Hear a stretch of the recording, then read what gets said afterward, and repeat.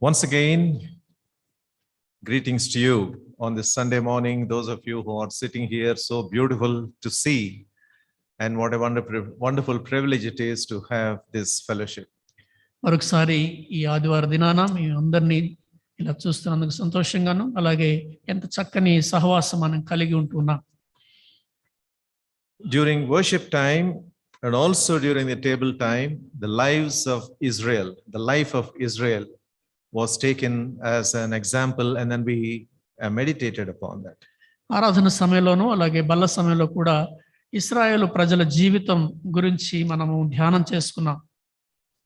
And it is so coincidental, maybe, or maybe God ordained, that we are going to study the life of Israel again, even now. ఇప్పుడు కూడా ఇశ్రాయేలు వారి జీవితాన్ని గురించి మనం అధ్యయనం చేయబోతున్నాం. బహుశా ఇది దేవుడు ఏర్పాటు చేసింది కావచ్చు, లేక యాదృచ్ఛికంగా ఇలా జరిగి ఉండొచ్చు.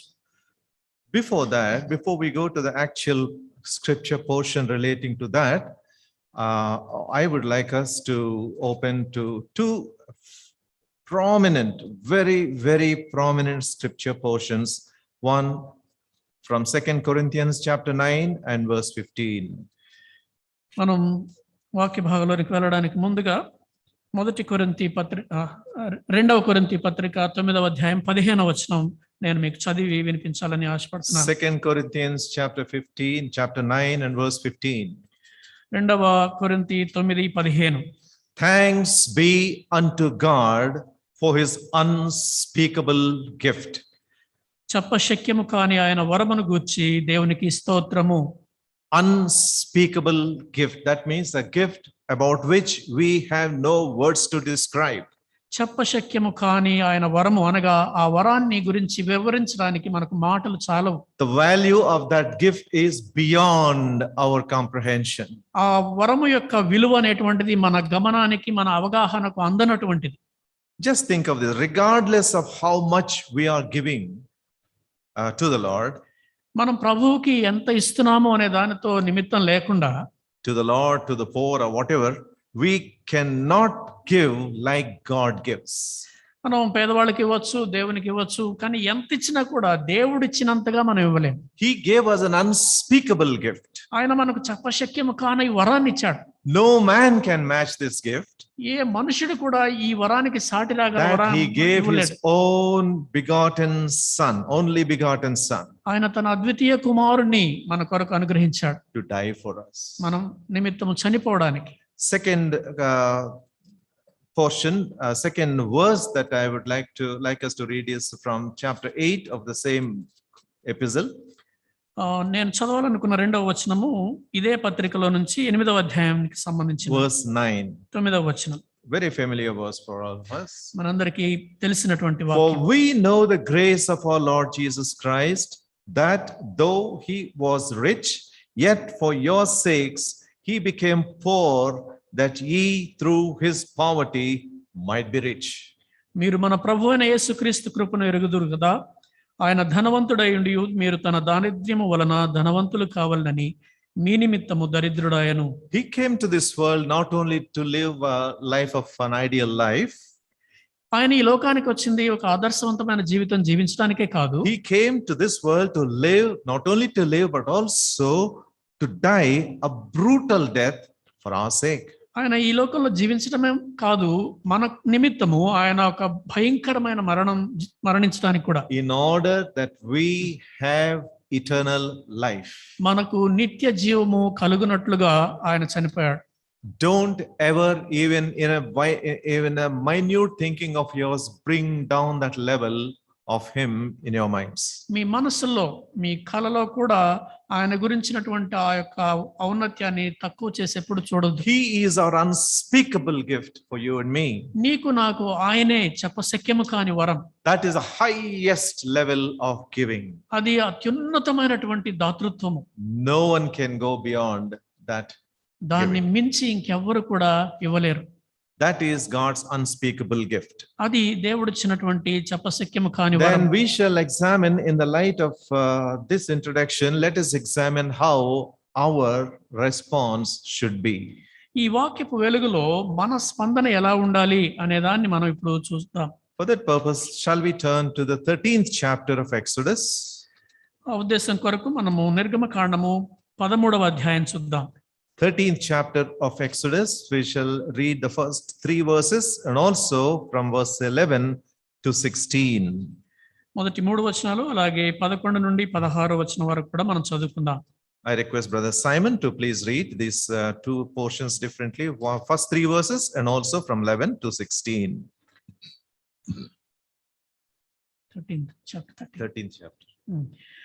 నిర్గమకాండము 13వ అధ్యాయం మొదటి 3 వచనాలు. మరియు యెహోవా మోషేతో ఇలాగు సెలవిచ్చును, ఇశ్రాయేలులలో మనుషుల యొక్కయు పశువుల యొక్కయు ప్రథమ సంతతి అనగా ప్రతి తొలిచూలు పిల్లను నాకు ప్రతిష్ఠించుము, అది నాదని చెప్పెను. మోషే ప్రజలతో ఇట్లనెను, మీరు దాసగృహమైన ఐగుప్తు నుండి బయలుదేరి వచ్చిన దినమును జ్ఞాపకం చేసుకునుడి. యెహోవా తన బాహుబలము చేత దానిలో నుండి మిమ్మల్ని బయటికి రప్పించెను. పులిసినది ఏదియూ తినవద్దు. From 11 to 16. 11 నుండి 16 వరకు. యెహోవా నీతోనూ నీ పితరులతోనూ ప్రమాణం చేసినట్లు ఆయన కనానీయుల దేశంలోనికి నిన్ను చేర్చి దానిని నీకిచ్చిన తరువాత ప్రతి తొలిచూలు పిల్లను నీకు కలుగు పశువుల సంతతిలో ప్రతి తొలి పిల్లను యెహోవాకు ప్రతిష్ఠింపవలెను. వానిలో మగ సంతానము యెహోవా దగును. ప్రతి గాడిద తొలి పిల్లను వెల ఇచ్చి విడిపించి దానికి మారుగా గొర్రె పిల్లను ప్రతిష్ఠింపవలెను. అట్లు దానిని విడిపించని ఎడల దాని మెడను విరగదీయవలెను. నీ కుమారులలో తొలిచూలి అయిన ప్రతి మగవానిని వెల ఇచ్చి విడిపింపవలెను. కుమారుడు ఇది ఏమిటి?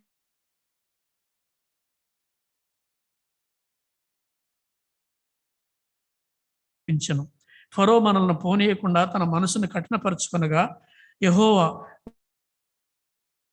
తొలి సంతానమేమి ఐగుప్తు దేశంలో తొలి సంతానం అంతయు సంహరించెను. ఆ హేతువు చేత నేను మగదైన ప్రతి తొలిచూలు పిల్లను యెహోవాకు బలిగా అర్పించుదును. అయితే నా కుమారుల్లో ప్రతి తొలి సంతానము వెల ఇచ్చి విడిపించుదునని చెప్పవలెను. బాహుబలము చేత యెహోవా మనలను ఐగుప్తులో నుండి బయటకు రప్పించిన గనుక ఆ సంగతి నీ చేతి మీద సూచనగాను నీ కన్నుల మధ్య లలాట పత్రికగాను ఉండవలెను అని చెప్పెను. Why should we at this point of time in history go back and then read about the history of Israel, which has happened some thousands of years ago? ఈ సమయంలో ఇప్పుడు ఉన్నటువంటి మనము ఎప్పుడో కొన్ని వేల సంవత్సరాల క్రితం జరిగినటువంటి ఇశ్రాయేలు చరిత్రలో జరిగిన సంఘటనలు ఎందుకు చదువుకోవాలి? Paul states in one of his epistles later that these things happened to us and then written for us for our ensamples, for our direction, for our guidance.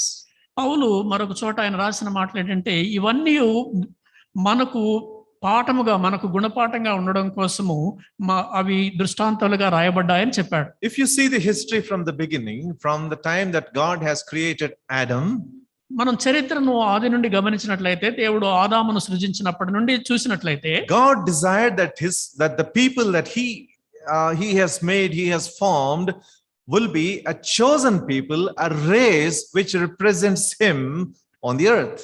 దేవుడు తను సృజించబోయేటువంటి జనులు ఆయనకు ప్రతినిధులుగా ఉండాలి, ఈ లోకంలో ఉన్నటువంటి జనములలో ఆయనకు ప్రతినిధులుగా జీవించాలని ఆయన అలా చేశాడు. We can broadly divide the history so far into 4 major divisions. చరిత్రనంతా కూడా మనము ఇప్పటి వరకు 4 ప్రధానమైనటువంటి విభాగాలుగా మనం విభజించవచ్చు. From the time that Adam was created, it was called the patriarchal age, పితరుల. ఆదాము సృజించబడినప్పటి నుండి కూడా దాన్ని పితరుల యుగము అంటారు. Several eras were included in that. అందులో చాలా యుగాలు అందులో కలపబడ్డాయి. The first is Edenic era. మొట్టమొదటిది ఏదెను కాలం. That is the time that Adam and Eve were kept in the Garden of Eden. అది ఆదాము హవ్వలను ఏదెను వనంలో పెట్టినప్పటి నుండి సమయం. And then the sin entered. ఆ తర్వాత పాపం ప్రవేశించింది. How many years do you think Adam and Eve have spent in the Garden of Eden?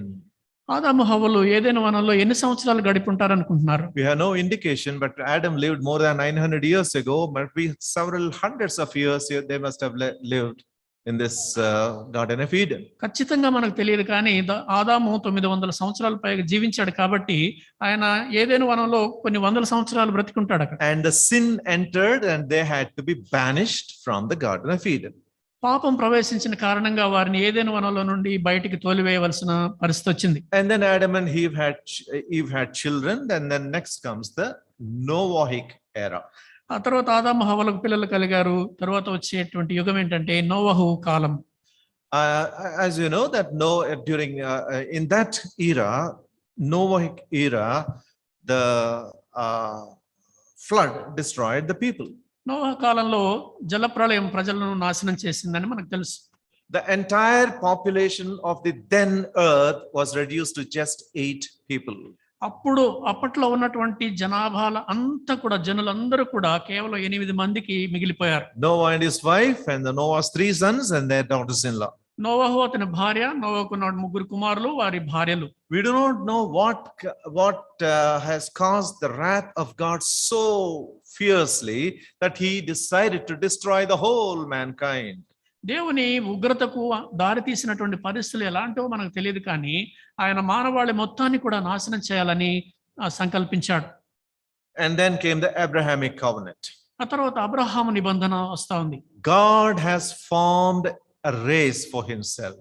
దేవుడు తన నిమిత్తము ఒక జాతిని ఏర్పాటు చేసుకున్నాడు. That's what he said to Abraham. I am going to send you to a place. I want you to go to a certain place, and from there I will make you a nation.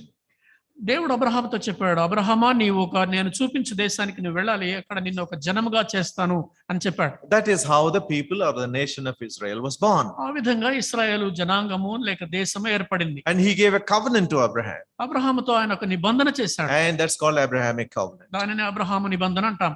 And you know, from the patriarch, the Edenic age, from the time that Adam was created, and then to Abraham, it was 2,500 years, not a short time. ఆదాము సృజించబడినప్పటి నుండి అబ్రహాము వరకు ఉన్నటువంటి కాలము 2500 సంవత్సరాలు. The second major division is Mosaic age. రెండవ ప్రధానమైనటువంటి విభాగము మోషే కాలం. Israel, the people of God, were redeemed or liberated from the country of Egypt. ఇశ్రాయేలు ప్రజలు ఐగుప్తు దేశం నుండి విడుదల పొందారు. And in the book of Deuteronomy and so on, here they have been given a Palestinian covenant. ద్వితీయోపదేశ కాండంలో మనకు పాలస్తీనా నిబంధన అనేటువంటిది ఇవ్వబడింది. And Moses had the spectacular responsibility of leading the children from Egypt to the edge of Palestine. మోషేకి దేవుడు ఇచ్చినటువంటి బాధ్యత ఏంటంటే ఐగుప్తులో నుండి దేవుని ప్రజలను పాలస్తీనా వరకు నడిపించేటువంటి బాధ్యత అనుగ్రహించాడు. And God's ideal for these people was supreme. He wanted to make these people his own. దేవుడు తన ప్రజల పట్ల కలిగి ఉన్నటువంటి ఉద్దేశం ఏంటంటే వారిని తనకు ఎంతో శ్రేష్టమైనటువంటి వారిగా తన వారిగా చేసుకోవాలనుకున్నాడు. But every time the sin has derailed God's plans for human being. అయితే దేవుడు మానవాళి పట్ల కలిగి ఉన్నటువంటి ఆయన ప్రణాళికలను ప్రతిసారి కూడా పాపము దాన్ని పక్కదారి పట్టించేది. Not because God was incapable, but because man has given himself over to sin.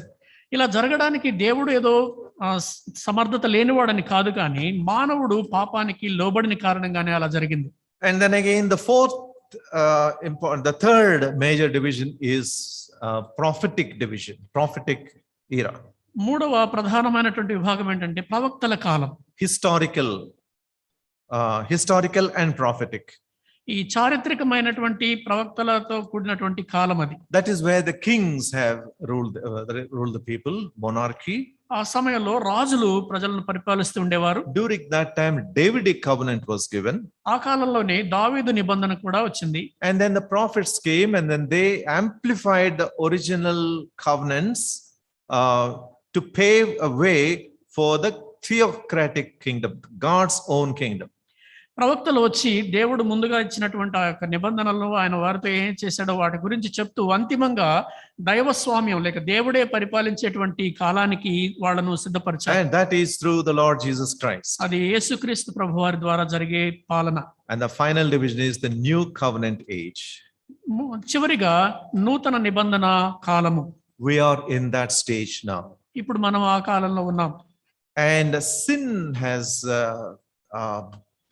destroyed men and women, and then and then it made them fall short of God's plan for them.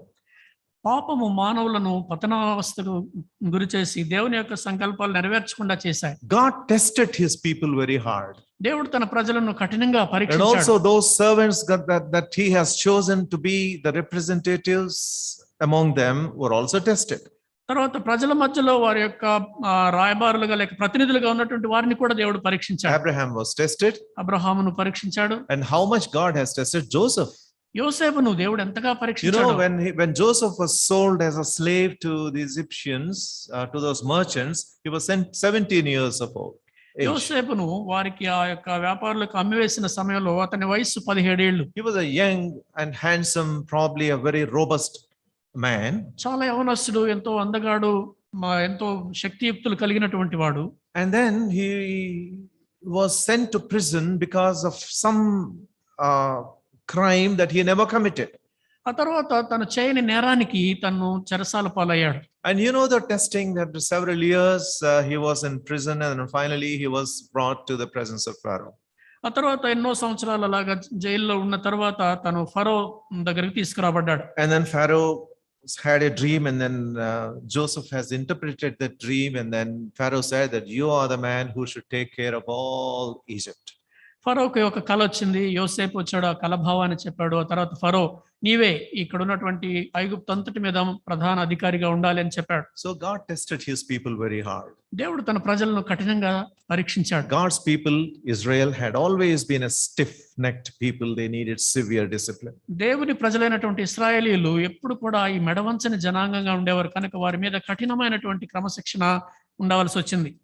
Peter says in chapter 5 of 1 Peter, మొదటి పేతురు 5వ అధ్యాయంలో పేతురు ఇలా అంటాడు, verse 8. 8వ వచనం. 1 Peter chapter 5 and verse 8. మొదటి పేతురు 5:8. Be sober, be vigilant, because your adversary the devil, as a roaring lion, walketh about seeking whom he may devour. నిబ్బరమైన బుద్ధి గలవారై మెలకువగా ఉండుడి, మీ విరోధి అయిన అపవాది గర్జించు సింహము వలె ఎవరిని మృంగుదునా అని వెదుకుచూ తిరుగుచున్నాడు. And that devil, that enemy is still crouching behind us every time that we have decided to go in God's way. మనము దేవుని మార్గాల్లో నడవాలి అని ప్రయత్నిస్తున్న ప్రతిసారి ఆ శత్రువు మన వెనక ఉండి ఎప్పుడు మన మీద దాడి చేద్దామని ఎదురు చూస్తూ ఉన్నాడు. Now come, let's go back to Exodus chapter 13. ఇప్పుడు మరలా నిర్గమకాండం 13వ అధ్యాయానికి వద్దాం. The context of this is in chapter 12, as you know, the people of Israel were brought out of Egypt by a terrible test. ఈ అధ్యాయానికి ఉన్నటువంటి సందర్భం ఏంటంటే 12వ అధ్యాయంలో చూస్తే ఇశ్రాయేలు ప్రజలు ఒక భయంకరమైనటువంటి పరీక్ష గుండా వాళ్ళని దేవుడు తీసుకొచ్చాడు. We see the firstborn of Egypt had died because of God's judgment.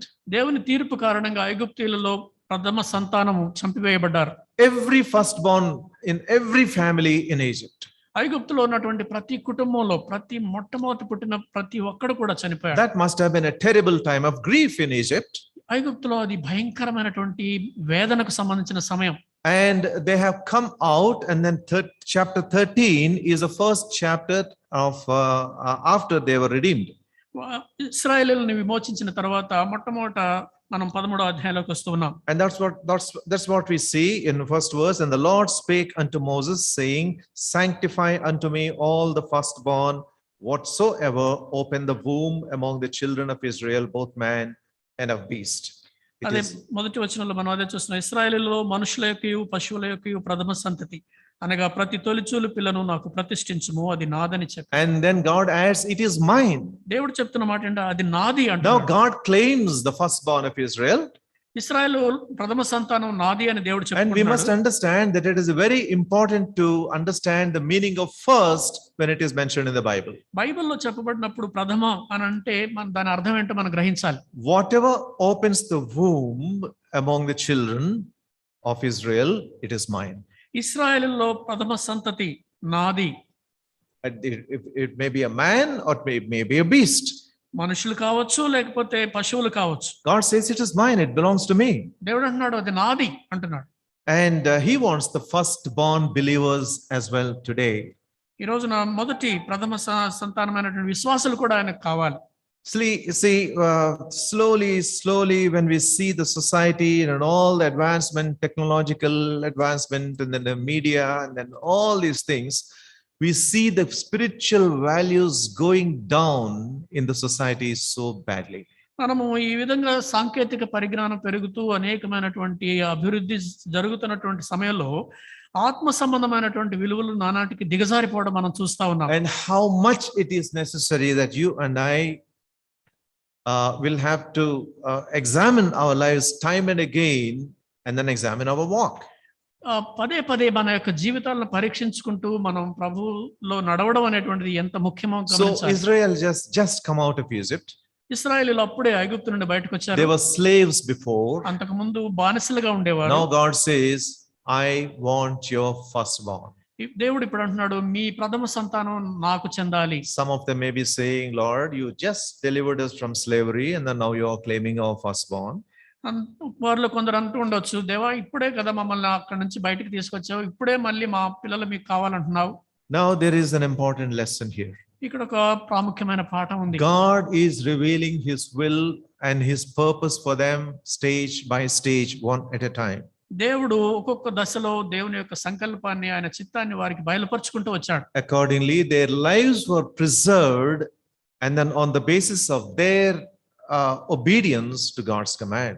ఆ తర్వాత దేవుని ఆజ్ఞలకు వారు ఎంతగా విధేయత చూపుతారనే దాన్ని బట్టి వారి జీవితాలు కాపాడబడుతూ వచ్చాయి. Ultimately, sin has to be atoned for. అంతిమంగా పాపానికి ప్రాయశ్చిత్తం జరగాలి.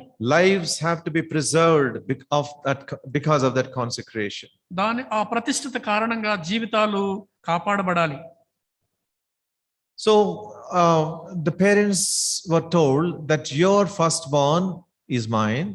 కనుక తల్లిదండ్రులతో చెప్పారు, మీకు ప్రథమంగా పుట్టేటువంటి తొలి సంతానం నాకు That doesn't mean that the parents have to take their firstborn and then sacrifice on the altar. అంటే దాని అర్థం ఏంటంటే ఇప్పుడు మొదటిసారి పుట్టిన వాళ్ళని తీసుకెళ్లి బలిపీఠం మీద బలి ఇవ్వాలని కాదు. The firstborn has a very significant thought in God's mind. దేవుని మనసులో తొలిచూలు పిల్లకు ఎంతో ప్రాముఖ్యమైన అర్థం ఉంది. Consecrate your firstborn as a sanctification. Sanctify your firstborn. మీ తొలిచూలు పిల్లలను నాకు ప్రతిష్ఠించుము.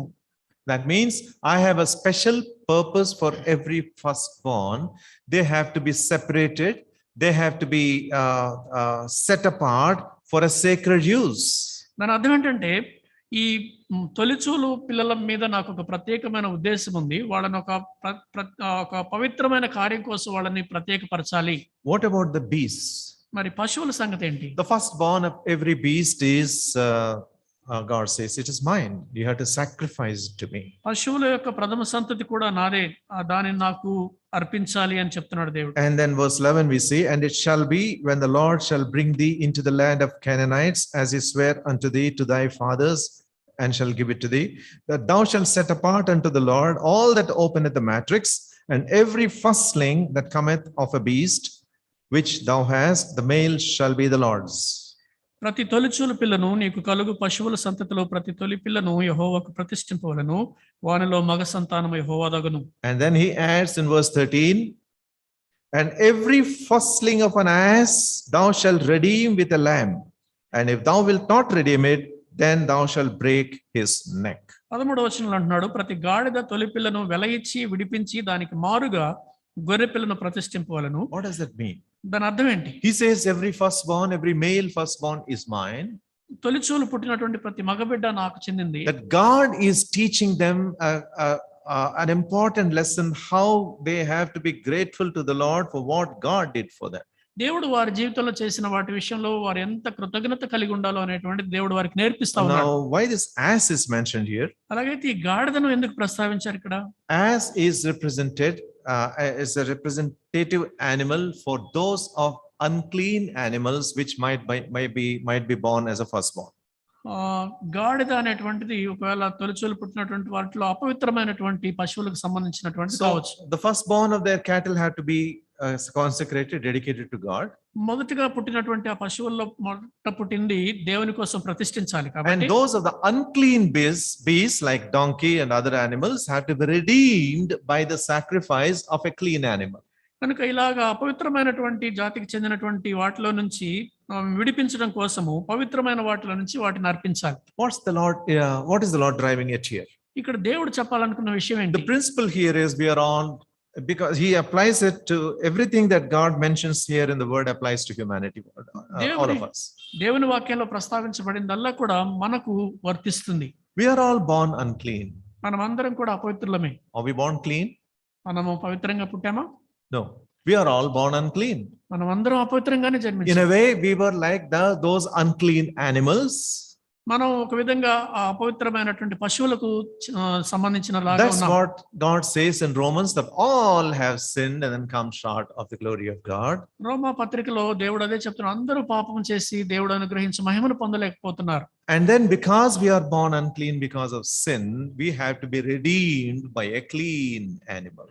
మనం పాపాన్ని బట్టి మనం అపవిత్రమైనటువంటి విధంగా జన్మించాం కాబట్టి ఒక పరిశుద్ధమైనటువంటి దానితో మనం విమోచించబడాలి. That is where the Lamb of God enters into the picture. అక్కడే దేవుని గొర్రెపిల్ల మనకు రంగంలోకి కనిపిస్తాడు. And we were all under the curse of sin and the wrath of God, but by the blood of the Lord Jesus Christ we are redeemed. మనం అందరం కూడా పాపం అనేటువంటి శాపం కింద ఉన్నాము, దేవుని ఉగ్రత కింద ఉన్నాము.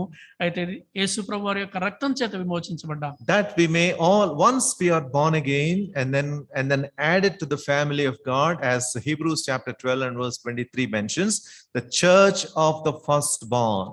మనము హెబ్రీ పత్రిక 12:23లో చూసినట్టుగా జ్యేష్ఠుల సంఘము అనేటువంటి మాట మనం చూస్తున్నాం. మనం తిరిగి జన్మించిన తరువాత మనము ఆ జ్యేష్ఠుల సంఘానికి చెందిన వారం అవుతాం. So church of the firstborn are those born again people whose names are written in the Lamb's book of life. కనుక ఈ జ్యేష్ఠుల సంఘానికి చెందినటువంటి వారు ఎవరంటే తిరిగి జన్మించి వారు ఎవరి పేర్లైతే గొర్రెపిల్ల జీవ గ్రంథంలో రాయబడతాయో వారే. They are the people who will be carried by the Lord, who will be caught up, will be taken in rapture when the Lord comes. అలాంటి వారే యేసు ప్రభువారు దిగివచ్చిన సమయంలో సంఘంగా ఎత్తబడేటువంటి గుంపులో ఉండేటువంటి వారు. When the whole of the rest of the mankind is subjected to destruction, hellfire and so on, judgment and so on. లోకమంతా కూడా మిగిలిన వారంతా కూడా నరకానికి తీర్పుకు గురి అవుతున్నటువంటి సమయంలో God says, these are my people. దేవుడు అంటాడు, ఇదిగో వీరు నా వారు. They were unclean, వాళ్ళు ఒకప్పుడు అపవిత్రులే, but they are redeemed by the clean Lamb of God which has died for them. అయితే వారు పవిత్రమైనటువంటి గొర్రెపిల్ల రక్తము చేత విమోచించబడినటువంటి వారు. Jesus Christ is the firstborn among many brethren. అనేకులలో యేసుక్రీస్తు ప్రభువారు జ్యేష్ఠుడిగా ఉన్నాడు. Clean had to be sacrificed for the unclean. అపవిత్రుల కొరకు పవిత్రమైనటువంటి జంతువును బలి ఇవ్వాలి. Now, please turn to Exodus chapter 23. నిర్గమకాండము 23వ అధ్యాయం చూడండి. From the firstborn, he comes to first fruit. తొలిచూలు సంతానం నుంచి ఇప్పుడు ప్రథమ ఫలం దగ్గరికి వస్తున్నాడు. 23 and verse 19. 23:19. The first of the first fruits of thy land thou shalt bring into the house of the Lord thy God. Thou shalt not seethe a kid in his mother's milk. నీ భూమి ప్రథమ ఫలములో మొదటి వాటిని దేవుడని యెహోవా మందిరమునకు తేవలను, మేకపిల్లను దాని తల్లి పాలతో ఉడకబెట్టకూడదు. The first of the first fruits of thy land thou hast to bring into the house of God. నీ భూమి ప్రథమ ఫలములలో మొదటి వాటిని దేవుడైన యెహోవా మందిరానికి తేవాలి. Have you noticed here, the word here is bring, not give. ఇక్కడ ఇవ్వండి అనే కాదు, తీసుకురావాలని మాట గమనించారా? You can't give something which does not belong to you. నీకు చెందనది మీరే ఎవరికి ఇవ్వలేరు. Please turn to Proverbs chapter 3. సామెతల గ్రంథము 3వ అధ్యాయం. Proverbs chapter 3 and verses 9 and 10. సామెతలు 3, 9, 10. Honor the Lord with thy substance and with the first fruits of all thine increase. So shall thy barns be filled with plenty, and thy presses shall burst out with new wine. నీ రాబడి అంతటిలో ప్రథమ ఫలమును నీ ఆస్తిలో భాగమును ఇచ్చి యెహోవాను ఘనపరచుము. అప్పుడు నీ కొట్లలో ధాన్యము సమృద్ధిగా ఉండును, నీ గానుగల్లో నుండి క్రొత్త ద్రాక్షరసము పైకి పొరలి పారును. That's the magnificent promise of God. అది దేవుడిచ్చిన But అమోఘమైనటువంటి వాగ్దానం. it is a conditional promise. అయితే అది షరతులతో కూడిన వాగ్దానం. Your barns will overflow మీ కొట్లలో ధాన్యం సమృద్ధిగా and ఉంటుంది. your presses will be overflown with new wine. నీ గానుగల్లో నుండి క్రొత్త ద్రాక్షరసం పొర్లి పారుతుంది. But the condition is, అయితే షరతు honor ఏంటంటే, the Lord with thy substance. నీ రాబడి అంతటిలో ప్రథమ ఫలమును యెహోవాకు ఇచ్చి ఘనపరచాలి. Who gave you the substance? ఎవరిచ్చారు ఇదంతా కూడా? It is నీకు all his. ప్రభువే ఇచ్చాడు. And then why is God asking them to bring the 10th first fruits unto him? ఎందుకు దేవుడు ప్రథమ ఫలాలను తీసుకురమ్మంటున్నాడు? Does God need our money? దేవుడికి మన డబ్బులు అవసరమా? No. But లేదు. God is teaching an important principle of gratefulness to his people. అయితే కృతజ్ఞతా భావం కలిగి ఉండేటువంటి ఒక విషయాన్ని దేవుడు తన ప్రజలకు నేర్పిస్తున్నాడు. For example, in the 4th chapter of Genesis, you know the story very well. Cain was there and his brother Abel was there, and then they both brought their offerings to the Lord. ఆదికాండం 4వ అధ్యాయంలో మనకు తెలిసినట్టుగా కయీన్ ఉన్నాడు, హేబెల్ ఉన్నాడు. వారిద్దరు కూడా దేవునికి కొరకు వారి దగ్గర ఉన్నటువంటి అర్పణలు తీసుకొచ్చారు. One sacrifice was accepted and the other was rejected. ఒక అర్పణ అంగీకరించబడింది, మరొక అర్పణ తిరస్కరించబడింది. Did you observe any time why? ఎందుకో అనే సంగతి గమనించారా? Please go to Genesis ఆదికాండంలోకి రండి. chapter 4, because we have no indication until Abel's body fell dead. హేబెలు చనిపోయినంత వరకు కూడా మనకు ఎందుకు జరిగిందని తెలియదు. Externally both were looking same. పైకి ఇద్దరు ఒకే విధంగా కనపడ్డారు. They had very, very reverential attitude when they brought their first fruits. వాళ్ళ యొక్క ప్రథమ ఫలాన్ని తీసుకొచ్చినప్పుడు వాళ్ళలో ఎంతో మరి భక్తి భావం కనిపించింది. And please turn to chapter 4 and verse 3. 4వ అధ్యాయం 3వ వచనం చూడండి. And in the process of time, it came to pass that Cain brought of the fruit of the ground an offering unto the Lord. కొంతకాలమైన తరువాత కయీను పొలము పంటలో కొంత యెహోవాకు అర్పణగా తెచ్చెను. In the process of time, that's most important to note. ఇక్కడ కొంతకాలమైన తరువాత అనేది మనం గమనించాలి. So obviously Cain has not brought the first of his first fruits. కనుక కయీను తన యొక్క ప్రథమ ఫలంలో కొంత తీసుకొచ్చాడు. రాలేదు. In the process of time, that means a time lapse has taken place, and then he started producing his field, and out of that he brought some and then brought to the Lord. ఆయన కొంతకాలంగా భూమిని సేద్యపరుస్తూ ఉన్నాడు. ఆ తర్వాత వాటిలో నుంచి కొన్ని లేక కొంత తీసుకొచ్చాడు దేవునికి. It's not the first. అది మొదటిది కాదు. Verse 4. 4వ వచనం. And Abel, he also brought the firstlings of his flock and of the fat thereof, and the Lord had respect unto Abel and to his offering. హేబెలు కూడా తన మందలో తొలిచూలును పుట్టిన వాటిలో క్రొవ్విన వాటిని కొన్ని తెచ్చెను. యెహోవా హేబెలును అతని అర్పణను లక్ష్యపెట్టెను. But unto Cain and to his offering he had not respect. కయీను అతని అర్పణను ఆయన లక్ష్యపెట్టలేదు. What does God respect? దేవుడు దేన్ని లక్ష్యపెడతాడు? God respects the first fruit of your increase. నీకున్నటువంటి సమృద్ధిలో నుండి వచ్చినటువంటి మొట్టమొదటి ప్రథమ ఫలాన్ని. And he also respects the heart with which you give it. ఆ తర్వాత ఏ హృదయంతో ఏ మనసుతో నువ్వు ఇస్తున్నావో కూడా దేవుడు చూస్తాడు. One more example. ఇంకొక ఉదాహరణ. The Israel, by that time Moses died and then Joshua became the leader. ఇశ్రాయేలు చరిత్రలో చూస్తే అప్పటికే మోషే చనిపోయాడు, యెహోషువ నాయకుడయ్యాడు. And Joshua led the people of Israel to the boundaries of that city Jericho, which is Canaan. కనానులో ఉన్నటువంటి యెరికో నగరం యొక్క సరిహద్దుల వరకు యెహోషువ తన ప్రజలను తీసుకెళ్లాడు. And Jericho was a walled city. Around that is a huge, strong wall. యెరికో చుట్టూ కూడా పెద్ద పెద్ద ప్రాకారాలు ఉన్నటువంటి గొప్ప పట్టణం అది. And the Lord gave them certain instructions. I know, I'll tell you how you have to enter the land of the city of Jericho. ఆ సమయంలో దేవుడు వారికి కొన్ని హెచ్చరికలు ఇచ్చాడు. మీరు యెరికో పట్టణాన్ని ఎలా వశం చేసుకోవాలో నేను చెప్తాను వినండి అన్నాడు. And as you know, the priests were supposed to lead the whole congregation. యాజకులందరూ కూడా సమాజానికి ముందుండి నడిపించాలి. And whole congregation had to go round once each day around the walls. ఆ తర్వాత సమాజం అంతా కూడా ఆ గోడల చుట్టూ రోజుకు ఒకసారి తిరగాలి. No word to be spoken. ఒక్క మాట కూడా మాట్లాడకూడదు. And the people up on the wall looking from out of their window, because they were also afraid, because they have seen how God has helped Israel so wonderfully against as they fought against other kings. వేరే రాజులతో యుద్ధాలు జరిగినప్పుడు దేవుడు ఇశ్రాయేలు ప్రజలకు ఎలా సహాయం చేశాడో వీళ్ళందరూ కూడా గమనించారు. They were terribly afraid, so they have shut off all the doors and then probably peeking from out of their windows. కనుక ఈ యెరికో ప్రజలందరూ కూడా భయంతో వణికిపోతూ తలుపులు వేసుకొని ఆ సందులో నుంచి చూస్తూ ఉండవచ్చు. And the whole congregation of Israel were going round the walls. It looked like a very funny thing for them. ఆ సమయంలో ఇశ్రాయేలు ప్రజలందరూ కూడా యెరికో గోడల చుట్టూ ఏమీ మాట్లాడకుండా తిరుగుతుంటే వాళ్ళకి చాలా అది ఫన్నీగా అనిపించుండొచ్చు. And the first day it happened.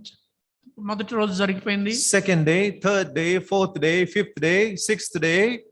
ఆ విధంగా 6 రోజుల వరకు జరిగింది. And on the seventh day, the Lord told Moses, seventh day is going to be different. ఆ రోజున 7వ రోజు దేవుడు చెప్పాడు మోషే, ఈ రోజు వేరుగా ఉండబోతుంది. All these 6 days, they were enjoying the feat, and then probably these people are a mad people. They were going just round the walls, hoping that the walls would fall without uttering a word. ఏ మాట మాట్లాడకుండా 6 రోజుల నుంచి వీళ్ళు తిరుగుతున్నారు, వీళ్ళకి ఏమైనా పిచ్చి పట్టిందా అనుకుంటూ యెరికో వాళ్ళు చూస్తూ ఉన్నారు. And Moses, on the seventh day, the priests have to lift up their horns and then shout. ఆ 7వ రోజున యాజకులు వారి కొమ్మునెత్తి పెద్దగా కేకలు వేయాలి. And the whole body of Israel have to lift up their voices and then shout. ఆ తర్వాత ఇశ్రాయేలు సమాజం అంతా కూడా గొంతెత్తి కేకలు వేయాలి. And as you know the story, the whole wall, or probably there's enough openings in the walls crumbled so that Israel could easily go. ఆ విధంగా చేసినప్పుడు ఆ యొక్క యెరికో గోడలన్నీ కూడా కూలిపోయాయి. తద్వారా ఇశ్రాయేలు ప్రజలు లోపలికి వెళ్ళగలిగారు. It is not because of the sound waves created by that shouting. అదేదో అరిసినందు వల్ల వచ్చినటువంటి శబ్దానికి గోడలు It వణికిపోయి is the పడిపోయినాయి power, కాదు. it is the hand of God. అది దేవుని హస్తము. And then God tells Moses gives these instructions to Moses. దేవుడు మోషేకి ఈ హెచ్చరికలు ఆదేశాలు ఇచ్చాడు. Moses, you go and then occupy, because I have given the people to you. దేవుడు ఆయనతో చెప్పాడు, నేను ఈ దేశాన్ని నీకు ఇవ్వబోతున్నాను. Bring all the silver and gold that you captured there into my storehouse. నీవు అక్కడ పట్టుకోబోయేటువంటి బంగారము లేకపోతే వెండి మొత్తం కూడా నా యొక్క మందిరంలోకి తీసుకురా. Into the house of God, because it is consecrated for a specific use. ఎందుకంటే దేవుని మందిరంలోకి ఎందుకు తేవాలంటే అది ఒక ప్రత్యేకమైన ఉద్దేశం కోసం ప్రతిష్ఠించబడింది. Why? ఎందుకని? Because Jericho was the first city. ఎందుకంటే యెరికో మొట్టమొదటి పట్టణం అది. God did not say that you conquer 10 cities and then give me one of them. దేవుడు వాళ్ళతో ఇలా చెప్పలేదు, మీరు వెళ్ళి ఒక 10 పట్టణాలు పట్టుకుంటే అందులో ఒక పట్టణాన్ని నాకు ఇవ్వండి అనలేదు. If you give the first city for the glory of God, the rest will be blessed. నీవు గనుక మొట్టమొదట జయించబోయే పట్టణాన్ని దేవుని మహిమ కొరకు నాకు ఇస్తే మిగతావంతా మీవే అవుతాయి. If you understand this principle, ఈ సూత్రం మీకు అర్థమైతే you will understand why God accepts the first fruit. ఎందుకు దేవుడు ప్రథమ ఫలాన్ని అంగీకరిస్తాడో మనకు అర్థమవుతుంది. If you give first fruit with a genuine heart to the Lord, like Abel did, హేబేలు చేసిన విధంగా నిజమైన యథార్థమైన హృదయంతో గనుక నీ ప్రథమ ఫలాన్ని అర్పిస్తే, we have seen in Proverbs chapter 3, your barns will overflow. మనం సామెతల గ్రంథంలో చూసాం, మీ కొట్లు సమృద్ధిగా ఉంటాయని. If you are faithful in your first fruit giving, giving in the first fruits, మీరు గనుక ఆ యొక్క ప్రథమ ఫలాలు ఇచ్చే విషయంలో నమ్మకంగా ఉంటే, that can be anything in your life. అది మీ జీవితంలో ఏదైనా కావచ్చు. God will take care. He promises that he will bless the rest of your increase. నీకున్నటువంటి సమస్తాన్ని మిగిలినదంతా కూడా నేను దీవిస్తానని దేవుడు వాగ్దానం చేస్తా ఉన్నాడు. Now thirdly, he one more mention, Leviticus chapter 27. లేవి కాండము 27వ అధ్యాయం. Leviticus chapter 27 verse 30. 30వ వచనం. And all the tithe of the land, whether of the seed of the land or of the fruit of the tree, is the Lord's. It is holy unto the Lord. భూధాన్యములలోనేమి వృక్షఫలములలోనేమి భూఫలములన్నిటిలో దశమ భాగము యెహోవా సొమ్ము, అది యెహోవాకు ప్రతిష్ఠితమగును. The tithe of the land, the tithe of your life, the tithe of your substance is mine. మీ భూమికి సంబంధించింది, వృక్షాలకు సంబంధించిన సమస్తము దశమ భాగము నాది. When the Lord says it is mine, he is also telling us that don't touch it. అది నాది అని దేవుడు చెప్తున్నాడంటే అది తాకవద్దు నువ్వు అని కూడా చెప్తున్నాడు. And what do we do? How easily we take this principle in our lives. ఈ సూత్రాన్ని మనం మన జీవితాల్లో చాలా తేలిగ్గా తీసుకుంటాం. Imagine a family. ఒక కుటుంబం ఉందనుకుందాం. The head of the family or the income of the family is brought on the first day of the year or first day of the month. నెలలో మొదటి దినాన లేక సంవత్సరంలో మొదటి దినాన ఆ ఇంటిలో వచ్చినటువంటి సంపాదన అంతా కూడా అలా తీసుకొచ్చారు. Wife and husband sit and then say, this is for the house loan. We have taken a loan for the house. This is for the house loan. భార్యాభర్తలు ఇద్దరు వచ్చి వాళ్ళకు ఉన్న సంపాదన అంతా తెచ్చి ఇదిగో ఇందులో ఇది ఇంటి లోన్ కోసం. And this is for the school fees. ఇదేమో పిల్లల స్కూల్ ఫీజు కోసం. And this is for the car loan. ఇదేమో కార్ లోన్ కి ఇవ్వాలి. And this is for the groceries. ఇదేమో మన నిత్య సరుకుల కోసం. And this is for other miscellaneous expenses.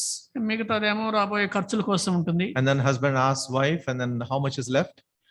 భర్త అడుగుతాడు భార్యని, ఇంకా ఎంత మిగిలిందమ్మా అని. A little money is left. కొంచెం మిగిలిందండి. Husband says, give it to God. దాన్ని దేవుడికి ఇద్దాంలే అని భర్త God చెప్తాడు. does not need our money. దేవుడికి మన డబ్బు అవసరం లేదు. He is teaching us a principle here to his children. ఇక్కడ దేవుడు ఒక సూత్రాన్ని, ఒక నియమాన్ని తన పిల్లలకు నేర్పిస్తున్నాడు. The amount that is paid first is the first fruit. మనం ఏదైతే ముందుగా కడతామో అదే ప్రథమ ఫలం. The first transaction that goes out of your income is the first fruit. నీకు వచ్చినటువంటి రాబడిలో నుంచి ఏదైతే ముందుగా చెల్లిస్తావో అదే నీవు చెల్లించే ప్రథమ ఫలం. It is just like we define the principle of gravity. మనము ఈ ఆకర్షణ శక్తి అనే నియమాన్ని ఏదైతే ఉందో అది It's like చెప్పినట్టుగా the same thing. If you give your first fruit, the Lord says, I will bless the rest. దేవుడు కూడా అదే చెప్తున్నాడు. నీకు వచ్చిన రాబడిలో ప్రథమ ఫలాన్ని నాకు ఇస్తే మిగతాది నేను దీవిస్తాను. If your first transaction amount goes to the house loan or to a lending agency, if the bank or some institution, మీకు వచ్చినటువంటి ఆదాయంలో మొట్టమొదట హౌస్ లోనుకో లేకపోతే ఇంకా లోనుకో ఏదో దానికి ఇస్తే, that institution does not have the power to bless your rest of the finances. నీకున్నటువంటి మిగిలినటువంటి ఆదాయాన్ని దీవించేటువంటి శక్తి, అధికారం వాళ్ళకి లేదు. Only God has the power. దేవుడికి మాత్రమే అధికారం. Honor your God with all your substance, with your first fruits of your substance, and then your barns will overflow, your presses will overflow with wine. నీ రాబడి అంతటిలో ప్రథమ ఫలం ఇచ్చి దేవుణ్ణి ఘనపరచు, మహిమపరిస్తే అప్పుడు నీ కొట్లు ధాన్యంతో సమృద్ధిగా ఉంటాయి. If you have not done that so far, do it from now. ఒకవేళ ఇప్పటి వరకు మీరు అలా చేయకపోతే ఇప్పటి నుంచైనా చేయండి. Please turn to 2 Corinthians chapter 9, 2 కొరింథీ 9వ అధ్యాయం చూడండి, verse 7. 7వ వచనం. 2 Corinthians chapter 9 and verse 7. Every man according as he purposeth in his heart, so let him give, not grudgingly or of necessity, for God loveth a cheerful giver. సణుగు కొనకయు బలవంతముగా కాకయు ప్రతివాడును తన హృదయములో నిశ్చయించుకున్న ప్రకారము ఇయ్యవలెను, దేవుడు ఉత్సాహముగా ఇచ్చువానిని ప్రేమించును. If you give grudgingly, మీరు సణక్కుంటూ ఇస్తే, if you say, what this Bible says, there, where is money? I have a little income, and then 10th part if I give to God, how do I live?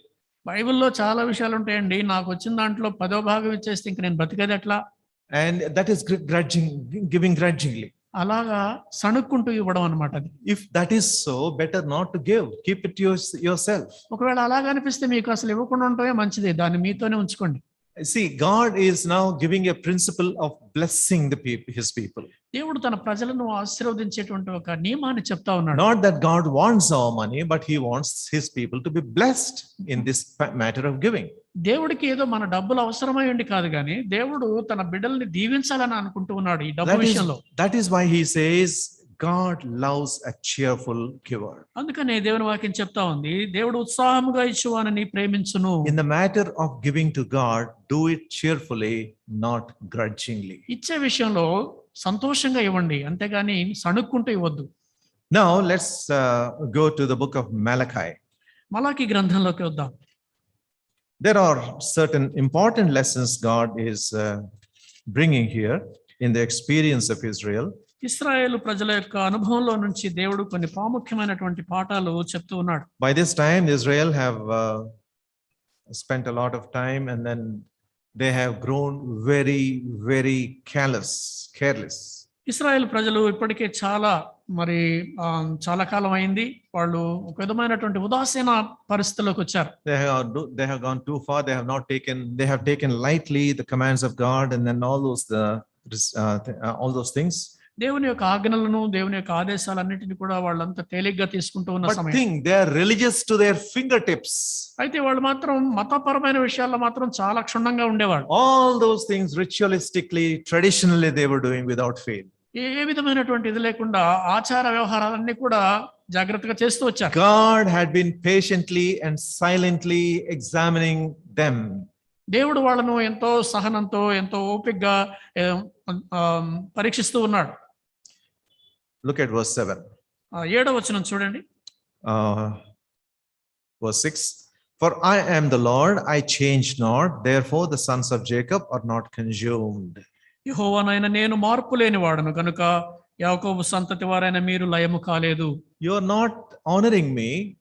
మీరు నన్ను ఘనపరచడం లేదు. You are not taking my words seriously. నా మాటలు మీరు అంత తీవ్రంగా పట్టించుకోవడం You are లేదు. changing very easily. ఎంతో సులభంగా మారిపోతున్నారు. But the Lord says, I am the Lord who does not change. కానీ దేవుడు అంటున్నాడు, యెహోవానైన నేను మార్పు లేని వాడను. Because of that you are not consumed. అందుకే మీరు నాశనం కాలేదు. I could have consumed you.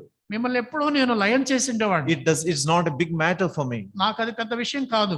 I could have consumed you because of your rebelliousness, because of your carelessness, because of your disobedience. మీ నిర్లక్ష్యాన్ని బట్టి, మీ తిరుగుబాటుతనాన్ని బట్టి, మీ యొక్క అవిధేయతను బట్టి నేను ఎప్పుడో మిమ్మల్ని నాశనం చేసేవాడిని. And now look at verse 7. ఇప్పుడు 7వ వచనం చూడండి. Even from the days of your fathers ye are gone away from mine ordinances and have not kept them. Return unto me, and I will return unto you, said the Lord of hosts. మీ పితరుల నాటి నుండి మీరు నా కట్టడలను గైకొనక వాటిని త్రోసివేసిరి. అయితే మీరు నా తట్టు తిరిగిన ఎడల నేను మీ తట్టు తిరుగుదునని సైన్యములకు అధిపతి యెహోవా సెలవిస్తున్నాడు. The Lord is bringing a direct charge upon them. దేవుడు వాళ్ళ మీద నేరుగా ఒక ఆరోపణ చేస్తా ఉన్నాడు. From the time of your fathers you have rejected me. మీ పితరుల నాటి నుండి కూడా నన్ను తిరస్కరిస్తూ You వచ్చారు. have gone away from me. నా నుంచి మీరు దూరం అయిపోయారు. And you have not kept my ordinances. నా కట్టడలను మీరు పాటించడం లేదు. And then he says, return unto me, నా వైపు తిరిగి రండి, and I will return to you. నేను మీ తట్టు What a తిరుగుతాను. gracious God. ఎంత కృపగల And దేవుడు. what do those people say? వీళ్ళు ఏమంటున్నారు? The last portion of chapter 7, verse 7. 7వ వచనం చివరి భాగంలో, But ye said, wherein shall we return? ఆయన అలా అంటే వాళ్ళు ఏమంటున్నారండి, మేము దేని విషయంలో తిరుగుదుము అని మీరు అంటారు. Then when the Lord says return, తిరగండి నా వైపు అని ఆయన and అంటే, people say, from where do we return? We have not gone anywhere. We have been here around the temple. నా వైపు తిరగండి అని దేవుడు అంటుంటే మేము ఎక్కడికి పోయామని తిరగాలి, ఇక్కడే ఉన్నాం కదా We అంటున్నారు. have been going to the temple regularly all these days. ఈ రోజు ఇంతకాలం మీరు దేవాలయానికి క్రమంగా తప్పకుండా వెళ్తున్నారు. And now and then we are giving something to the house of God. దేవుని ఇంట్లో అప్పుడప్పుడు ఎంతో కొంత ఇస్తున్నారు. We know how to say, when to say, praise the Lord. Praise the Lord అనే మాట ఎప్పుడు చెప్పాలో, ఎలా We చెప్పాలో know మనకు how తెలుసు. to say and when to say hallelujah. హల్లెలూయా అనే మాట ఎప్పుడు చెప్పాలో, ఎలా We చెప్పాలో know తెలుసు. very well when to stand up, when to sit down in the temple. దేవాలయంలో ఎప్పుడు కూర్చోవాలో, ఎప్పుడు నిలబడాలో మనకు తెలుసు. We didn't realize that we have gone far away. మేమేమో దూరం అయిపోయామని మీకు ఎప్పుడు అనిపించలేదే. Then God, how do you say that we return? దేవా మరి తిరిగి రండి అని ఎలా చెప్తున్నావు నువ్వు? They didn't realize their power is gone. వారి యొక్క ప్రభావం పోయింది అని వాళ్ళు The Lord గ్రహించలేకపోయారు. says, return. దేవుడు అంటున్నాడు తిరిగి రండి. The same thing God is putting before you today. ఈ రోజున దేవుడు అదే మాట మీ ఎదురు కూడా చెప్తున్నాడు. Maybe in all external appearances you had been leading a good Christian life. బహుశా బాహ్యంగా మీరు మంచి క్రైస్తవ జీవితం జీవిస్తుండొచ్చు. But in your heart you know how much far away you have gone away from the word of God. కానీ దేవుని వాక్యానికి నువ్వు ఎంత దూరం అయ్యావో నీ హృదయంలో నీకు తెలుసు. How much lightly you have taken into your heart to disobey God's word. దేవుని వాక్యానికి అవిధేయత చూపడంలో నువ్వు దేవుని ఎంత తేలిగ్గా తీసుకున్నావో నీకు తెలుసు. In these days, how can we live when we do like all this according to the Bible? Bible ప్రకారం ఈ రోజుల్లో ఎలా నడుస్తుందండి? I'm doing a business. నేను ఒక వ్యాపారం చేస్తున్నాను. If I don't lie, how can I run the business? అబద్ధం చెప్పకపోతే వ్యాపారాలు ఎలా నడుపుతాం? And this is the kind of conversation these people were talking. వీళ్ళు ఇలాంటి సంభాషణలే చేస్తా ఉన్నారు. Who are they? ఎవరు వాళ్ళు? They are God's people. దేవుని ప్రజలు వాళ్ళు. God is not asking the people outside on the roads or in the movie theaters or people who are relaxing in the parks, return, repent and so on.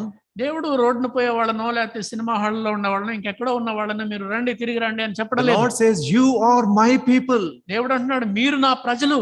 You are my inheritance. మీరు నా స్వాస్థ్యము. You are mine. మీరు నా వారు. I have given you substance. నేను మీకు సమస్తము అనుగ్రహించాను. And it's your responsibility to honor your God in that substance. మీకున్నటువంటి ఆస్తిలో దేవుని ఘనపరచడం అనేది మీ బాధ్యత. So when the Lord says return, these people are asking, where shall we return from? Because we have not gone anywhere. దేవుడు తిరిగి రండి అని చెప్తే మేము ఎక్కడికి వెళ్ళలేదు కదా, ఎక్కడ ఏ విషయంలో మేము తిరిగి రావాలి అంటున్నారు వీళ్ళు. But the Lord says, దేవుడు అంటున్నాడు you have gone too far. మీరు చాలా దూరం వెళ్ళిపోయారు. If you return, మీరు తిరిగి వస్తే I will return to you. నేను కూడా మీ తట్టు తిరుగుతాను. What a principle it is. ఎంత గొప్ప సూత్రం అండి ఇది. If you return to me, మీరు నా వైపు తిరిగి వస్తే your personal life, you know how far you have gone from the Lord. దేవునికి దూరంగా నువ్వు ఎంత దూరం వెళ్ళిపోయావో నీకు తెలుసు వ్యక్తిగత జీవితంలో. There were times when your spiritual life was the warmest. It was so beautiful. ఒకప్పుడు మీ ఆత్మీయ జీవితం ఎంత బ్రహ్మాండంగా ఉందో మీకు తెలుసు. And you loved the word of God. దేవుని వాక్యం అంటే మీకు ఎంతో ఇష్టం. And you loved the fellowship of God's people. దేవుని ప్రజలతో ఎప్పుడెప్పుడు గలపాలా సహవాసం అని మీకు ఇష్టం. You loved the word of God, then you were regular to the Bible studies. మీరు దేవుని వాక్యాన్ని ప్రేమించినప్పుడు బైబిల్ స్టడీకి రెగ్యులర్ గా వచ్చేవాళ్ళు. You had a desire that your foundation should be strong by the word of God. దేవుని వాక్య పునాదులు చాలా బలంగా ఉండాలనే ఆశ మీలో ఉండేది. But over the years, కానీ సంవత్సరాలు గడిచే కొద్దీ the media has come. Media వచ్చింది. The literature has come. సాహిత్యం వచ్చింది. The WhatsApp has come, email has come, Facebook has come. ఇవన్నీ వచ్చేసాయి. And slowly your desire to follow God, to remain faithful to him has become cold. నెమ్మదిగా దేవుని వెంబడించాలి, ఆయనతో ఉండాలి అనేటువంటి ఆశ దిగజారిపోయింది. It has become lukewarm. అది నిలువెచ్చని స్థితిలోకి వెళ్ళిపోయింది. Do you remember what he said about the lukewarmness in the book of Revelation? ప్రకటన గ్రంథంలో ఆ నిలువెచ్చని స్థితి గురించి ఆయన ఏం చెప్పాడో గుర్తుందా? It is good for you if you are either hot or either cold. మీరు వెచ్చగానైనను చల్లగానైనను ఉంటే మంచిది. But if you are lukewarm, కానీ మీరు నిలువెచ్చగా I ఉంటే have to spew thee out. నేను మిమ్మల్ని నా నోట నుండి ఉమ్మివేయ ఉద్దేశించున్నాను. That is what the Lord is telling these people and to us today. ఈ రోజున తన ప్రజలతో మనతో కూడా దేవుడు అదే చెప్తూ ఉన్నాడు. Now let's go to Malachi again. మలాకి గ్రంథంలోకి వద్దాం. Chapter 3 and verse 8. 3వ అధ్యాయం 8వ వచనం. The Lord is questioning again. దేవుడు మళ్ళీ ప్రశ్నిస్తున్నాడు. Will a man rob God?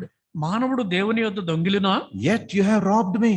అయితే మీరు నా యొద్ద దొంగిలించారు. But he say, wherein have we robbed thee? దేని విషయంలో మేము మీ యొద్ద దొంగిలితిమి అని మీరు అందరూ. The Lord says, in tithes and offerings. 10వ భాగమును ప్రతిష్ఠార్పణలో ఈయక దొంగిలితిరి అని దేవుడు అంటున్నాడు. And the Lord says, you have robbed me. మీరు నా దగ్గర దొంగతనం చేశారు. You have robbed me. When do you say that something is robbed? ఎప్పుడు అంటామండి దొంగతనం చేశామని? The act of claiming ownership of somebody's property is robbing. ఎవరిదో చెందినటువంటి ఆస్తి నాది అని చెప్పుకుంటే అది దొంగతనం చేసినట్టు. The Lord says, ప్రభు అంటున్నాడు, you have robbed me. మీరు నా దగ్గర దొంగతనం చేశారు. Lord, where did we rob? ఎక్కడ దొంగతనం చేశాము? What have we robbed from you? నీ దగ్గర నుంచి ఏం దొంగతనం చేశాము? Your tithes and offerings. దశమ భాగాలు, అర్పణలు. But you may say that, Lord, it's ours. మీరు అనొచ్చు కదా, మావి కదా. From our substance we are bringing those tithes and offerings. మాకున్నటువంటి ఆస్తిలో మాకున్న ఆదాయంలో నుంచి ఏదో తెస్తున్నాం మేము. Even that you have not given. అది కూడా మీరు ఇవ్వడం లేదు. The Lord says, they are mine. దేవుడు అంటున్నాడు, అవి నావి. Don't you touch it. అది తాకొద్దు నువ్వు. Give me the 10th and I will bless the rest of your income. నీకున్నటువంటి ఆస్తిలో దశమ భాగం నాకు ఇవ్వు, నేను మిగతాది ఆశీర్వదిస్తాను అంటున్నాడు. Please turn to, and some people argue that that is Old Testament. కొంతమంది అంటారు అదంతా పాత నిబంధన కాలం In the నాటిదని New అంటారు. Testament there is no mention of tithe. కొత్త నిబంధనలో ఎలాంటి దశమ భాగాలు లేవు కదా అంటారు. Old covenant and the new covenant. పాత నిబంధన, క్రొత్త నిబంధన, Which is better? ఇది better? Old covenant, new covenant is much more better than the old covenant. క్రొత్త నిబంధన పాత నిబంధన కంటే మరింత శ్రేష్టమైనది. Because of regarded, అది పాత నిబంధన కాబట్టి దాన్ని మనం పట్టించుకోవాల్సిన అవసరం లేదంటే. where are the 10 commandments coming from? 10 ఆజ్ఞలన్నీ కూడా ఎక్కడి నుంచి వస్తున్నాయి? The word of God says, our commandment says, thou shalt not lie. దేవుని వాక్యం చెప్తా ఉంది, నీవు అబద్ధం ఆడరాదు. Brother, that is Old Testament. అది పాత నిబంధన And కాదు. I am in the New Testament now. ఇప్పుడు మనం క్రొత్త నిబంధనలో ఉన్నాం కదా. So it's okay if I tell a little lies. ఏదైనా చిన్న చిన్న అబద్ధం చెప్పినా పర్లేదండి. Thou shalt not commit adultery. నీవు వ్యభిచారం చేయవద్దు. That's the booming command of God. దేవుడు ఇచ్చినటువంటి ప్రచండమైన ఆజ్ఞది. That is Old Testament, brother. అదంతా పాత నిబంధన కాలం. And this is New Testament. ఇప్పుడు క్రొత్త నిబంధన See, కదా. you can take things lightly. ఇప్పుడు మనం తేలిగ్గా తీసుకోవచ్చు So విషయాలు. because the grace of God, we are living in the days of grace, because God is giving us grace, we can take things lightly. మనము కృపాకాలంలో ఉంటున్నాం. Grace, we can take things lightly. మనము కృపాకాలంలో ఉంటున్నాం కాబట్టి చాలా తేలిగ్గా ఉండొచ్చు. No. అలా కాదండి. Our God is a consuming fire. మన దేవుడు దహించు అగ్ని. Don't take things of God lightly in your life. దేవుని సంగతులను నీ జీవితంలో తేలిగ్గా తీసుకోవద్దు. Don't ever argue with God about what God has already commanded. దేవుడు ఇప్పటికే ఆదేశించిన విషయాల్లో దేవునితో వాదులాట చేయొద్దు. When God says it is mine, don't say that it is also mine. ఇది నాది అని దేవుడు ఒక మాట విషయం చెప్తే ఇది నాది కూడా అని నువ్వు ఎప్పుడు వాదించవద్దు. And then look at verse 9. 9వ వచనం చూడండి. You are cursed with a curse, for you have robbed me, even this whole nation. ఈ జనులందరూ నా యొద్ద దొంగిలుచునే ఉన్నారు, మీరు శాపగ్రస్తులై ఉన్నారు. These are not ordinary words. ఇవేవో తేలికైన మాటలు కాదండి. These are the words that send scare, fear from in our backbone. మనకి ఈ మాటలు వింటుంటే వెన్నులో వణుకు పుట్టాలి. You are cursed మీరు శాపగ్రస్తులైనారు. because you have disregarded the word of God, command of God. దేవుని ఆదేశాన్ని మీరు తిరస్కరించారు కాబట్టి. And then God says again, మళ్ళా దేవుడు అంటున్నాడు graciously. ఎంతో కృప And again he సహితంగా, said that because I changed not, you are not consumed. నేను మార్పు లేనివాడును కాబట్టి మీరు లయం కాలేదు. Verse 10. 10వ వచనం. Bring ye all the tithes into the storehouse, that there may be meat in mine house. నా మందిరములో ఆహారం ఉండునట్లు 10వ భాగం అంతయు మీరు నా మందిరపు నిధిలోనికి తీసుకొని రండి. What is a storehouse? ఈ మందిరపు నిధి అంటే ఏంటి? That is the house of God where you worship. అది నీవు ఆరాధించేటువంటి దేవుని మందిరం. Because they had to be food, they have to be meat in the house of God. దేవుని మందిరంలో ఆహారం ఉండాలి. What is this meat? ఇక్కడ ఆహారం అంటే ఏంటి? The meat is the meeting the needs of the ministries of the church. సంఘంలో ఉండేటువంటి పరిచర్యల అవసరతలు తీర్చబడాలి. Who has to meet it? ఎవరు తీర్చాలి? That is God's process of his ministry, and then God has given us the privilege to be a part of that ministry. That is what he is asking us to bring our tithes and offerings.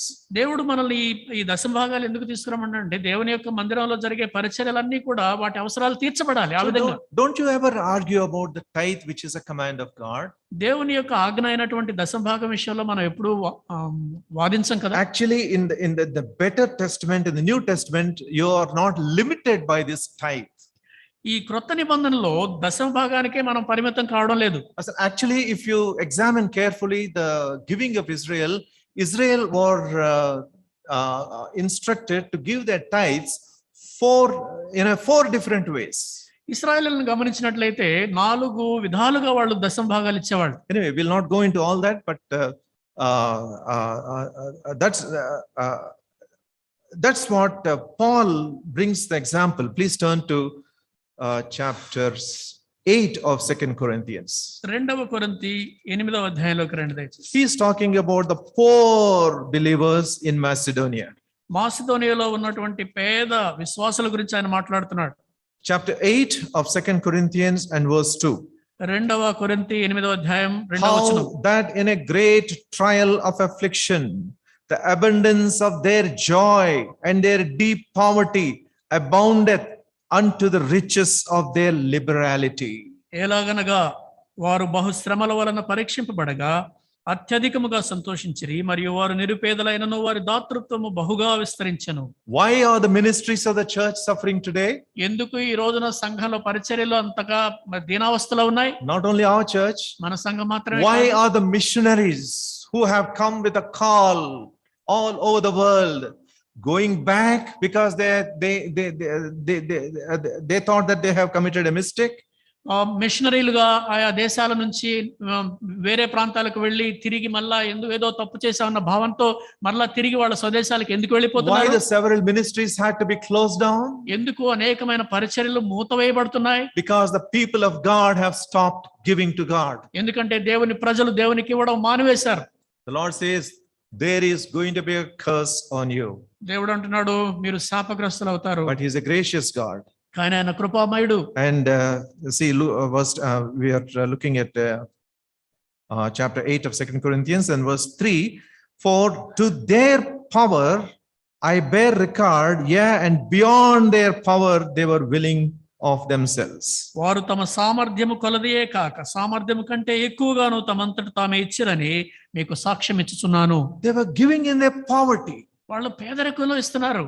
And the word of God mentions an appreciation for them. దేవుని వాక్యంలో వారి విషయమై ఒక ప్రశంస ఉంది. God loves a cheerful giver.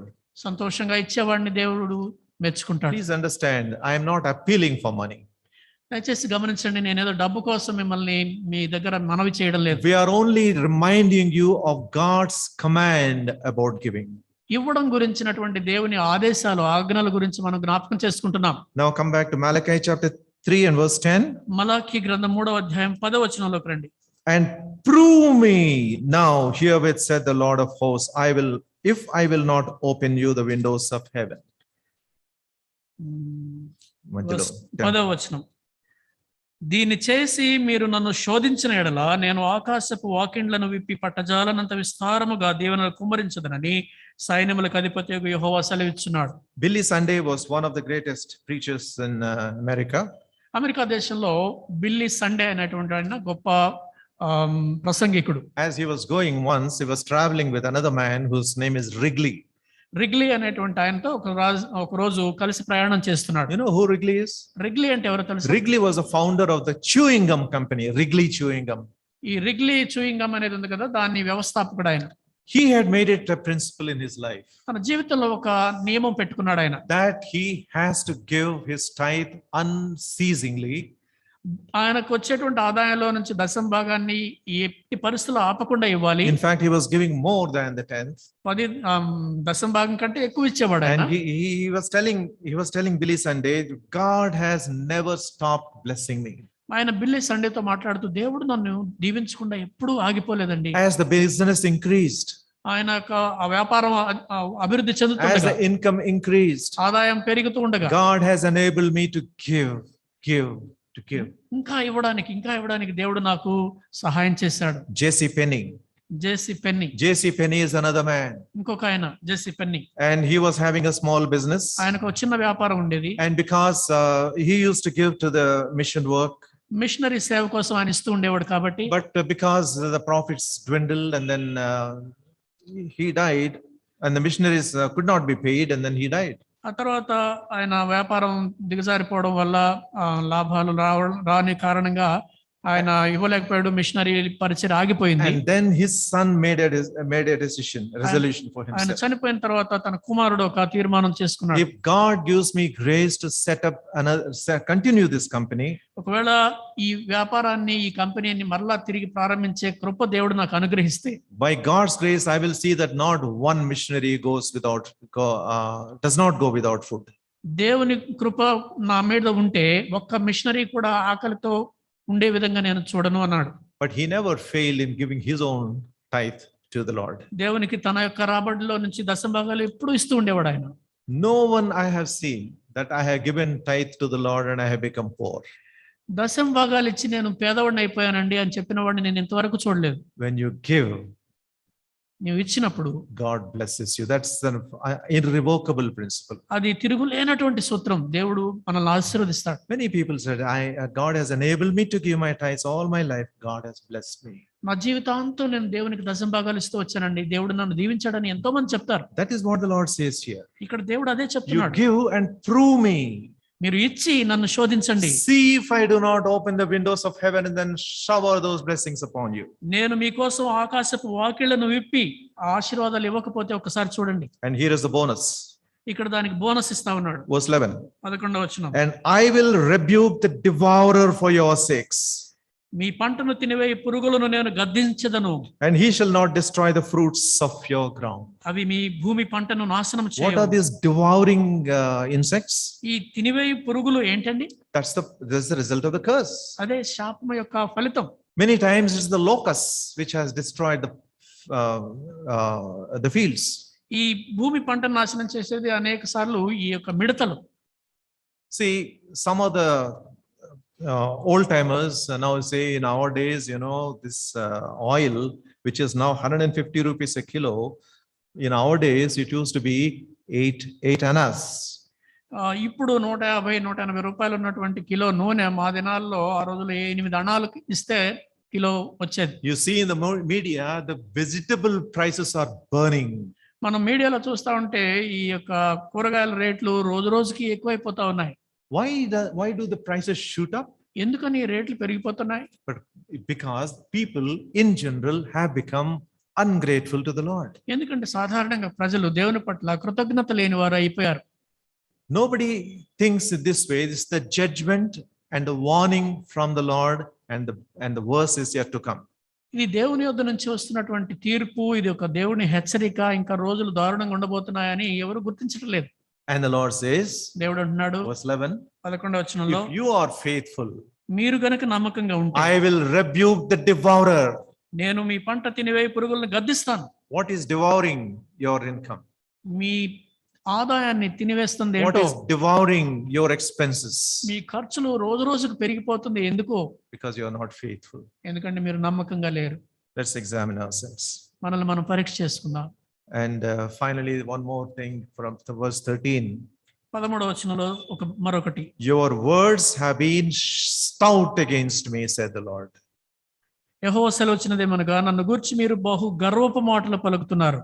Oh, pride. Prideful words. గర్వంతో కూడిన మాట. Your words are stout against me. నా మీద మీరు మాట్లాడే మాటలు చాలా గర్వంగా Because ఉంటున్నాయి. you keep on arguing your case. ఎందుకంటే మీరు ఎప్పుడు కూడా వాదిస్తూనే ఉన్నారు. So and so, why should I give? Then it's Old Testament, it's all that stuff. మీరు అన్ని ఎప్పుడు చూసిన వాదనలు చేస్తున్నారు. అది పాత నిబంధన కదా, ఇది ఈ నిబంధన కదా, అది కదా, ఇది కదా అని వాదిస్తున్నారు. What is the big deal in serving God? దేవుని సేవ చేస్తే మనకు ఒరిగేదేమిటి? That's what we see in verse 14. 14వ వచనంలో You have said it is vain to serve God. దేవుని సేవ చేయుట నిష్ఫలం అని మీరు అంటున్నారు. These are all warnings. ఇవన్నీ కూడా మనకు హెచ్చరికలు. Not only for the people of Israel those days, ఆ రోజుల్లో ఉన్న ఇశ్రాయేలులకు మాత్రమే కాదు, but the people of God in the churches like ours today. మనలాంటి సంఘాల్లో ఉన్నటువంటి దేవుని ప్రజలకు ఈనాడు కూడా దేవుని హెచ్చరిక ఇది. And verse 16. 16వ వచనం. These words, beautiful words, are written about the remnant. God has kept his remnant all the time. దేవుడు తన కొరకు శేషాన్ని, ఒక కొంతమంది ప్రజలను ఆయన కాపాడుకుంటూ వచ్చాడు. Then they that feared the Lord spake often one to another, and the Lord hearkened and heard it. And a book of remembrance was written before him for them that feared the Lord, and that brought upon his name. Verse 16. అప్పుడు యెహోవా యందు భయభక్తులు కలవారు ఒకరితో ఒకరు మాట్లాడుకొనుచుండగా, యెహోవా చెవియొగ్గి ఆలకించెను. మరియు యెహోవా యందు భయభక్తులు కలిగి ఆయన నామమును స్మరించుచు ఉండు వారికి జ్ఞాపకార్థముగా ఒక గ్రంథము ఆయన సముఖమునందు రాయబడెను. That little remnant was fearful about God. వాళ్ళు ఆ మిగిలినటువంటి శేషించిన జనము దేవుని యెడల భయభక్తులు కలవాళ్ళు. And they spoke to one another. వాళ్ళు ఒకరితో ఒకరు మాట్లాడుకున్నారు. What did they speak? ఏం మాట్లాడారు? Not on WhatsApp. వాట్సాప్ లో కాదు. Not the useless stuff. లేకపోతే నిష్ఫలమైన మాటలు They కాదు. they spoke to one another. That means the fellowship. వాళ్ళు ఒకరితో ఒకళ్ళు మాట్లాడారు అనగా సహవాసం. God has hearkened his ear and heard their words. వాళ్ళు అలా మాట్లాడుకుంటే దేవుడు చెవియొగ్గి ఆ మాటలు విన్నాడు. And a book of remembrance was opened in the presence of God. దేవుని సన్నిధిలో వారి నిమిత్తం ఒక జ్ఞాపకార్థ గ్రంథము తెరవబడింది. And about the people who feared him and those who thought of his name. ఆయన నామం గురించి ఆలోచిస్తూ ఆయనకు భయపడినటువంటి వారి గురించి. Does God keep books? దేవుడు పుస్తకాలు రాస్తాడా? Is heaven full of books? పరలోకం నిండా ఇలాంటి గ్రంథాలు ఉంటాయా? No, God remembers. దేవుడు జ్ఞాపకం ఉంచుకుంటాడు. God never forgets. దేవుడు ఎప్పుడు మర్చిపోడు. God never forgets what you do for him. ఆయన కోసం నువ్వు చేసింది దేవుడు ఎప్పుడు మర్చిపోడు. God never forgets if you show obedience to his word. ఆయన వాక్యానికి విధేయత చూపితే దేవుడు ఎన్నడూ మర్చిపోడు. God remembers. దేవుడు గుర్తుంచుకుంటాడు. That is what the Lord is desiring from his people today. దేవుడు ఈ రోజున తన ప్రజల నుంచి ఆశించేది అదే. The fellowship, సహవాసము, the love, Prema, and the fear of God, దేవుని యెడల భయభక్తులు, and the obedience to the word of God. దేవుని వాక్యానికి విధేయత. So whenever we hear the word of God in times like this, we should examine how much it applies to my life. కనుక ఇలాగా దేవుని వాక్యాన్ని మనం విన్న ప్రతిసారి కూడా ఇది నా జీవితానికి ఎలా వర్తిస్తుంది అని మనం పరీక్షించుకోవాలి. I think God remembers, he never forgets. దేవుడు ఎన్నడూ కూడా మర్చిపోడు. Do not take his commands lightly. ఆయన ఆజ్ఞలను తేలిగ్గా తీసుకోవద్దు. May God bless his word. దేవుడు తన వాక్కును దీవించును గాక. Shall we pray? ప్రార్థన చేసుకుందాం. In the light of God's word, shall we examine ourselves? దేవుని వాక్యపు వెలుగులో మనల్ని పరీక్షించుకుందాం. Has God been speaking to you? దేవుడు మీతో మాట్లాడుతూ వస్తున్నాడా? Wherever we have lapsed, మనం ఎక్కడ తప్పిపోయామో let us come back and then ask God forgiveness. తిరిగి దేవుని దగ్గరికి వచ్చి క్షమాపణ వేడుకుందాం. Yes, Lord, I did not realize I have gone too far from you. అయ్యా, నేను నీకు చాలా దూరంగా వెళ్ళానన్న సంగతి గుర్తించలేకపోయాను. I had been questioning you, Lord. Why should I return? నేను ఎక్కడికి వెళ్ళాను, ఎందుకు తిరిగి రావాలని నేను ప్రశ్నిస్తూ వచ్చాను నాయన. And when you question, Lord, who can answer? నీవు ప్రశ్నిస్తే ఎవరు జవాబు చెప్పగలరు? Who can stand before you, Lord? ప్రభువా, నీ ఎదుట ఎవడు నిలబడగలడు? Lord, today I come to you in obedience of your word. ప్రభువా, నీ వాక్యానికి విధేయత చూపుతూ నీ యొద్దకు వస్తున్నాను నేను.